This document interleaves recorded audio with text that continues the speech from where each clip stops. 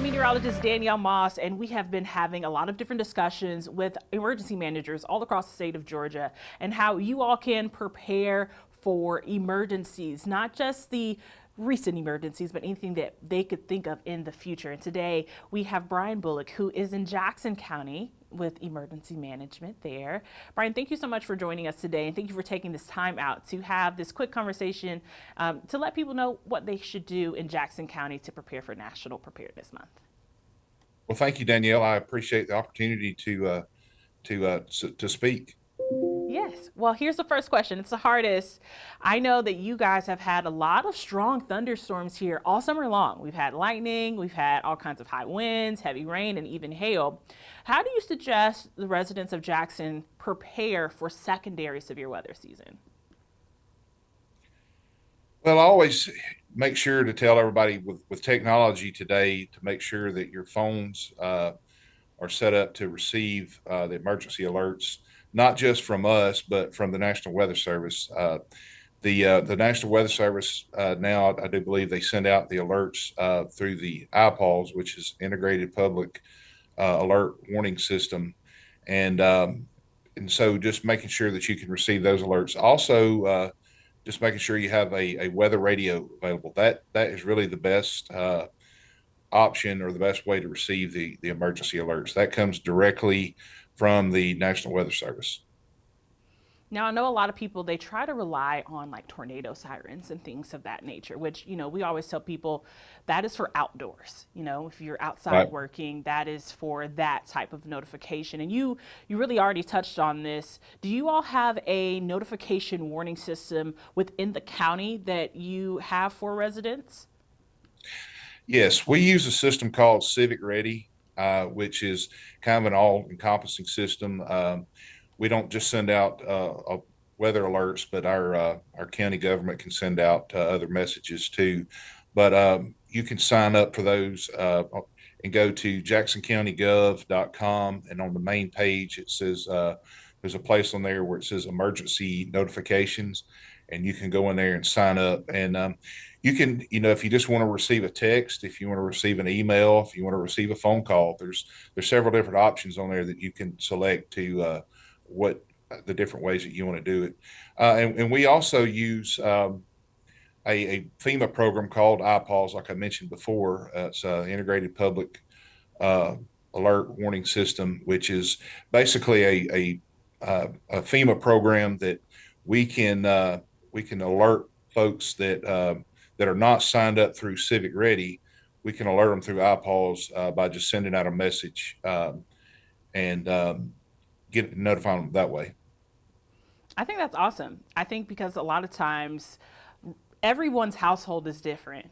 Some people do better with phone calls, some people do better with an email, and some people check their text messages more. So I like that you guys have multiple ways to get notifications, and not just for severe weather, but kind of any kind of emergency that you guys are having there in Jackson.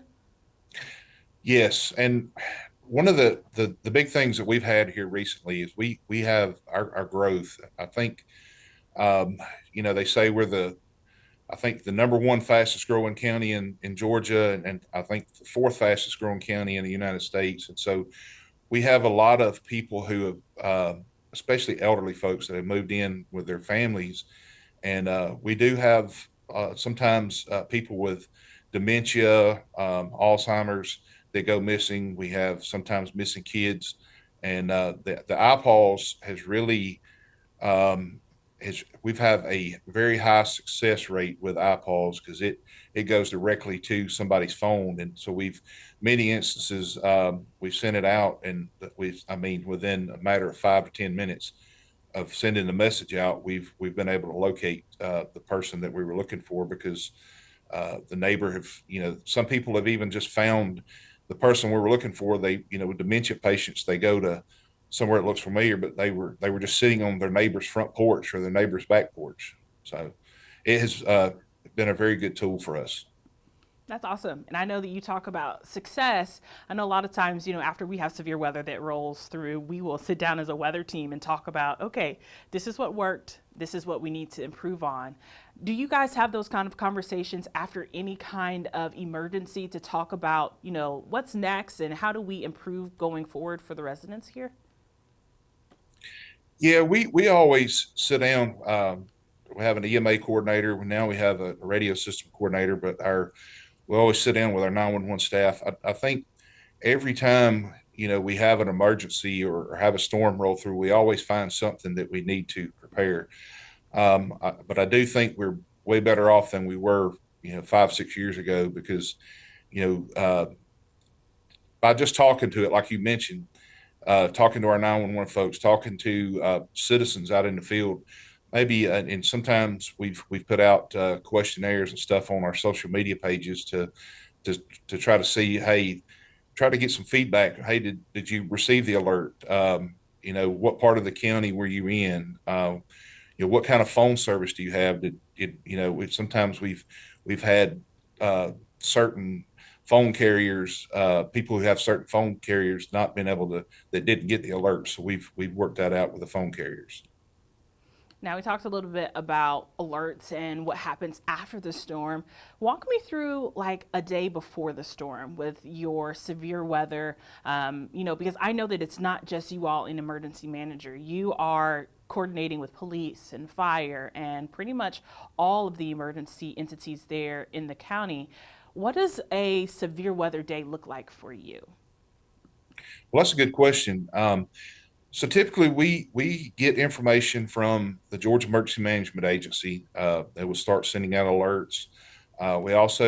We have a access to a program. I think you guys do also, called Slack, which is basically for us direct contact with the National Weather Service. And so they will start sending out information. Hey, they're kind of giving us information to that we can prepare for. So if they tell us, hey, there's a high chance that we're gonna get storms in our area, what we do is always, with technology is great now. We used to have call people to a meeting or to a room, but with technology we try to have like a virtual meeting with all of our police departments, law enforcement, our sheriff, fire departments, EMS, everybody that would be affected or would be responding during the emergency. Our road department. The good thing for us is right now we're in the same building with our road department, so it helps us out a lot. But we just try to prepare and have a game plan for when the storm does hit, and it is always. I've always learned, always try to, be prepared. You never wanted to say, well, it's never going to hit here, but it does. And, sometimes in Georgia storms, if I've lived in Georgia my whole life, these summer pop-up storms will just come up and you have no time to prepare, and we have plans in place for that also. And I think that brings up another great point because you guys have had a lot of those summertime pop up storms happen recently. And even with lightning strikes, I remember you had a video that you posted in that Slack channel that we were referring to about the lightning got really close to this truck and you can kind of see it going through the yard.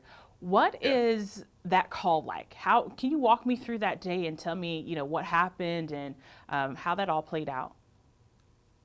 Well, that call was actually in the neighborhood that I live in, and on top of being the emergency manager, I also am a member of the local volunteer fire department. But when the storm, when usually the phone starts going off with the Slack activations, I'll turn my radio on to kind of listen to what's going on. Well, in that particular time that you're talking about, that lightning strike was just down the street from my house, and so it was called in as a house fire. Like the house was on fire. So um, I went down there, got in my truck, went down there, and thank the Lord there was no fire. It was just a lightning strike that had caused some electrical damage in the house. But as we got to looking around the house, of course it was dark. We come out and there was another firefighter who actually lives in our neighborhood also, so he was there pretty quick.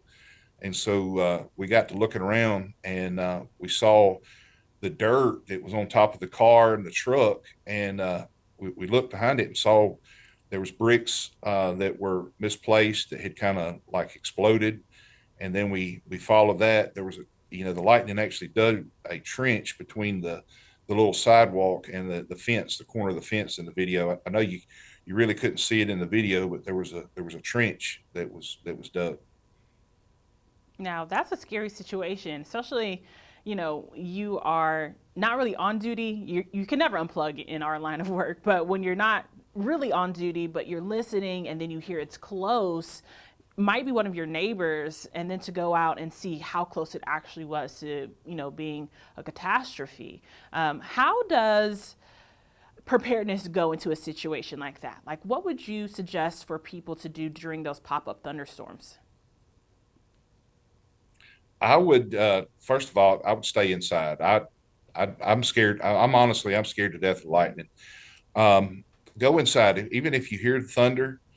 Um, get inside, get in, take cover. Don't be around trees, anything that has a root system, any kind of metal, water. Try to get away from it. Best thing I could say is just go inside. And one thing I always do is just try to, if it's during the middle of the storm, don't try to reach down and unplug it. But if you know a storm's headed your way, like I'm always bad about, or I'm always try to go around and like unplug my TV, um, just any kind of appliances that I can get to that may not that may get affected with a lightning strike. But just stay inside. Don't take a shower. Don't be near the running water. If you have a window that's open, and one of the things that I've learned is uh, don't stand near an open window that you can see through, like see the glass, because lightning can strike through that. That is really good advice. Now, here's my last question. Can you walk your residents through one more time how to sign up for those alerts so that they can get either those phone calls, emails, or text messages? Okay, yeah, good question. So you can go to www.jacksoncountygov.com, and on the main page there's a tab that says emergency notifications. Just click on that emergency notifications, and then you can go down and fill that out. But pay special attention to the boxes. You can check, like if you don't want to receive phone calls, then you can uncheck that box and you won't receive phone calls. If you only want to receive text messages, it'll just send you a text message. But you just need to make sure that you check the way that you receive the alerts. Perfect. Anything else you'd like to add, Director Bullock? Yeah, I want to get back to the weather siren thing. Is that has been a big topic, especially what's stuff going on in Texas. So one thing I just want to mention with that is, weather sirens are designed to be like if you're outside, if you're out, at the park, if you're, um, the weather sirens are designed to alert people that are outside. They were never designed to be heard inside somebody's house. We get people all the time that says, well, I was in my house during the storm, and I didn't hear the sirens activated. Or we actually test our sirens on the first Wednesday of every month at 11 a.m. And we'll always have people call, well, I was in my house and I didn't hear the siren. And the sirens are not designed to be heard if you're inside, only if you're outside. And so we have 28 weather sirens in our county, and they were all installed in the late 90s, 98, 99. And so we are in the process of seeking FEMA funding to replace all of those. And we actually, because Hurricane Helene, we were one of the declared counties, and so that makes us eligible for grant funding. And so we've applied for grant funding to replace all of our weather sirens. That's awesome. That is really awesome to have, great operational weather sirens, but now also to be able to upgrade them. What type of other lessons or other things that you all will, kind of improve on since Hurricane Helene? Because that's been almost a year now. So, what types of other emergency things that you all received that you think, could be upgraded since that hurricane? Well, the one thing that I learned with Hurricane Helene is um, we were in our emergency operations center that whole night. We were watching the storm, and if the eye would have continued its path, like it was coming pretty much right through Atlanta, we would have been on the eastern side of it and potentially been had the same kind of damage as Western North Carolina or the South Carolina. But when it got, I think somewhere around Macon, it made a kind of an eastwardly turn, and we got a lot of rain. Um, the thing with with us, if we would have gotten all that damage, uh, it would have been a multi-county event where, the Georgia Emergency Management is always there to help us, but we always just try to prepare for um, it to be on our own for 4 to 5 days in the event something like that happened, because they there might be other counties that need help or hit worse than us, and so we always just try to be prepared. We have backup communications. We have an emergency, an amateur emergency alert, amateur radio emergency alerts team, Aries, which is kind of like local ham radio operators that they train on a regular basis. They meet on a regular basis to help us if we need backup communications. We have a mobile command trailer. We have backup communications. We have several generators. We have a logistics trailer with generators, tents, chairs, tables. Not the, not only can be used for our county, but if there was a county, our neighbors that could use it, we could always go and help them. And we did. We took some of that equipment down to South Georgia when Hurricane Helene hit. That's awesome. Being able to share the wealth and also share the knowledge. I think that's awesome. That's how we make sure that our Georgians are safe at all times. Are there Yeah. anything else that you want to talk about, Director Bullock, for this National Preparedness Month? No, ma'am. I just appreciate you letting me give me time to speak. And as always, there's the website on the FEMA's website is ready.gov. Always have a to-go kit, in case the emergency happens. Have something with water, drinking water, batteries, flashlights, just a to-go kit. And if you're not really sure what to put in there, like I said, ready.gov is a good place to go to get that information. Perfect. I think that is the best way to cap it all off. Thank you so much. And we will see you guys next time for another chat with one of our emergency management agencies.